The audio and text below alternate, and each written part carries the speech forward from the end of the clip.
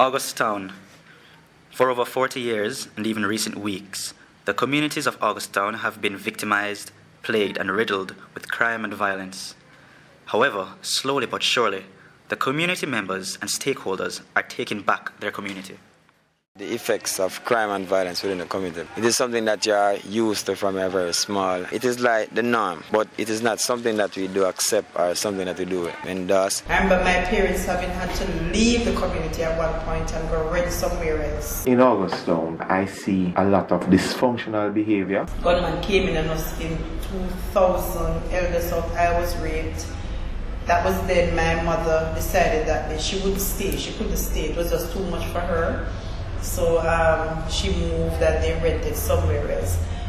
At the time, you had the drug culture thing. You have the gang situation and you have the political situation. I would want to dovetail and say all three, they are interrelated and they contributed to the violence. The community became polarized. You have one area controlled by gang or dad man. Getting involved with one of the guys in the community, there's a very abusive relationship. I just couldn't deal with it anymore. I was just sick and tired of the earth and the mask and the dance and the facade, and I was just really tired of it.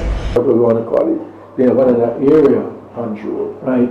And so you find that there's ongoing conflicts between the rivaling factions, and some of the times the tension rose, but there was no shooting. The place was tense.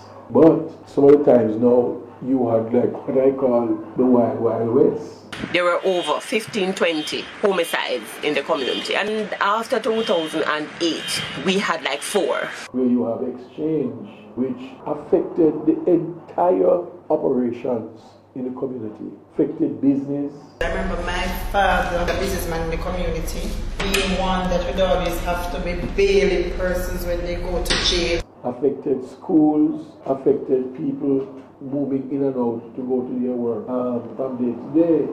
But foremost in all the problem was the effect on the children, very traumatized. I used to do manufacture furniture, and what I find is that each time somebody is killed in the community, my whole system just shut down, I can't work with us. I just get mad and say, no, this has to stop. And that is how I start. I walk out of the business and start the process. Start going around to the guys, talking to them, talking to the police. It took a long time, but between 1993 to 1998, because we had a peace agreement in 98. Something as church. And out of that was born the Greater Augustown Mrs. Fraternal. Right? With the birth of the Fraternal, we had certain scheduled activities. One of the scheduled activities was that we would have ongoing street meetings in the most volatile areas on a monthly basis. So every 4th Sunday of each month, the churches close their doors and we go into the hot spots.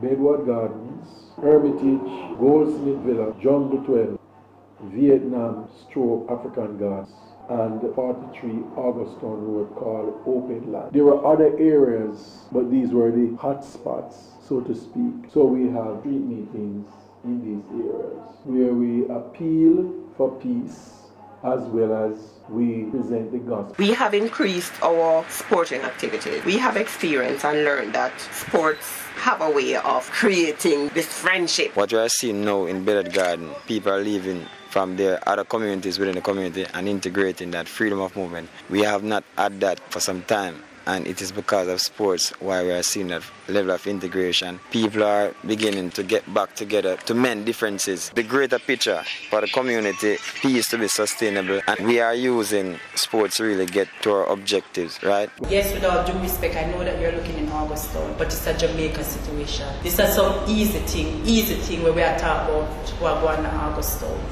We've gone past that. We have gone past that, and it's a national problem. Well, one day it must get better. This pain can last forever. Oh, oh, oh, oh. Many wars, so much pain. Many beefs, but nothing to gain. If you my brethren, then be by my side. Only war and I'm ready to ride. Jah is my bucket, if my knowledge is my gun. Afraid for day, tell them don't know me now.